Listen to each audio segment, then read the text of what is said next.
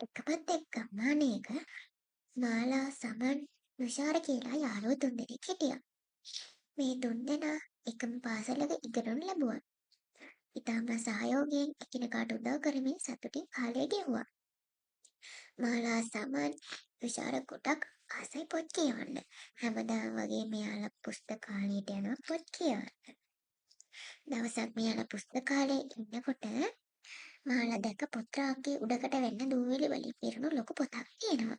ඇය එය පුටුවක් තබා අතට ගත්තා. මායාකාරිගේ නිවස කියලා තමයි මේ පොතේ නම තිබ්බේ.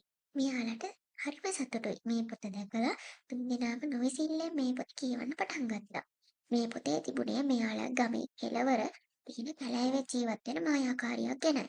සමන් කිව්වා අපි මේ මායාකාර නිවස බලන්න යමු. හසල් නිවාඩුව ලැබුණාම. කෙමෙන් පාසල් වාරේ ගෙවී ගියා. නිවාඩු වාරේ එළඹුණා.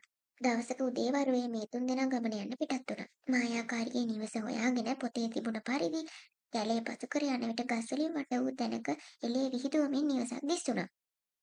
මේ තුන්දෙනා නිවස අසල ඉබිකම් කරමින් සිටියා. එවිට උන් දැක්කා මායාකාරී මැජික් අමෘතයක් සාදන ගමන් ඉන්නවා. මොවුන්ට අවශ්‍ය වූයේ මායාකාරී නැති වෙලාවක මේ ගෙය ඇතුළට ඇතුල් වෙන්නයි. මොවුන්ට හරිම පුදුමයි. පොතේ තිබෙන විදිහට මායාකාරියෙක් ඉන්නවා.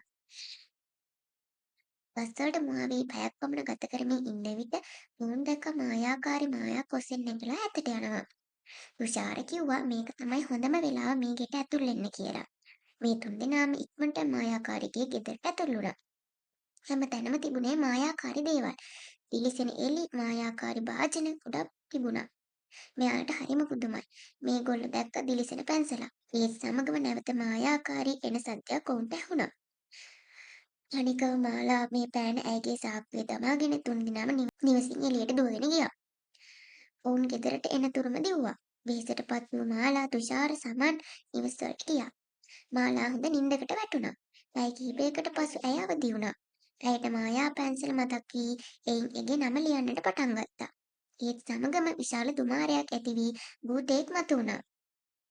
ඒ භූතයා කීවා මාව මායාකාරිගේ සාපයෙන් බේරගත්තට ඔබට ස්තුතියි කියලා. ඔබ තුන්දෙනාගෙන් ප්‍රාර්ථනාවක් ඉෂ්ට කිරීමට බැඳී සිටිනවා කියලා කිව්වා. මාලාට හරිම සතුටුයි. පසුදින මේ විස්තරය ඇගේ යාළුවන් දෙදෙනාට කිව්වා. එයාලට හරිම පුදුමයි. ඒ වගේම හරිම සතුටුයි. මේ භූතයා ඉෂ්ට කරේ යහපත් ප්‍රාර්ථනා විතරයි. භූතයා මේ තුන්දෙනාගෙන් මිතුරෙක් බවට පත් වුණා. භූත යාළුවයි මාලා, තුෂාර, සමන් හැමදාටම හොඳ යාළුවෝ වුණා. ඉතින් මේ වගේ තවත් කතා අහන්න ඕන නම් අපේ channel එක subscribe කරන්න.